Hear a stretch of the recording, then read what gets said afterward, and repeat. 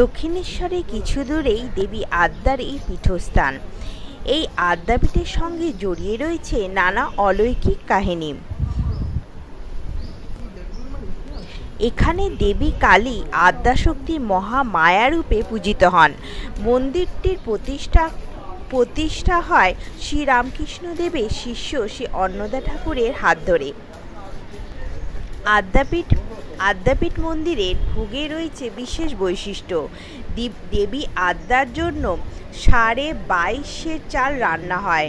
রাধাকৃষ্ণের জন্য 32.5 চাল বরাদ্দ রয়েছে এবং রামকৃষ্ণ পরমহংসদেবের ভোগ রান্না হয় 12.5 চালে।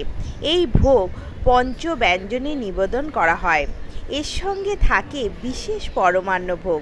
অন্নদা ঠাকুর নির্দেশ দিয়েছিলেন বৃহৎ ভোগ মন্দির যাবে না। মন্দিরের পাশে ভোগালয় যা সাজিয়ে দেওয়া হবে সেখানেই নিবেদন হবে ভোগ। তার নির্দেশ মতো শুধুমাত্র পরমান্ন ভোগ দেবীর কাছে যায় আজও। এছাড়াও রাতেও নিবেদন করা হয় ঘি এবং উৎকৃষ্ট চাল দিয়ে তৈরি অমৃত ভোগ।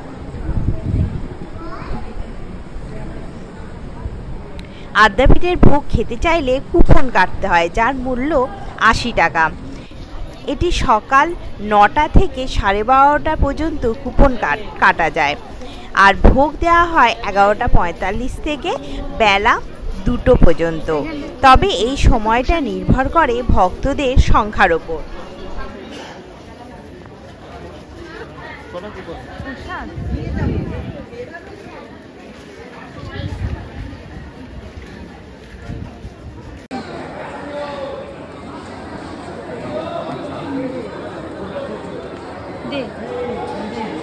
দুজনে একটা খাবার নিয়ে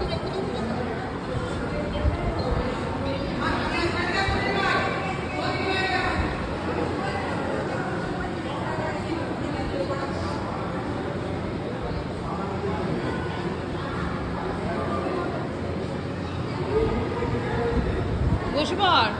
সামনে যাবেন না, সামনে যাবেন। হ্যাঁ, সামনে যাবেন।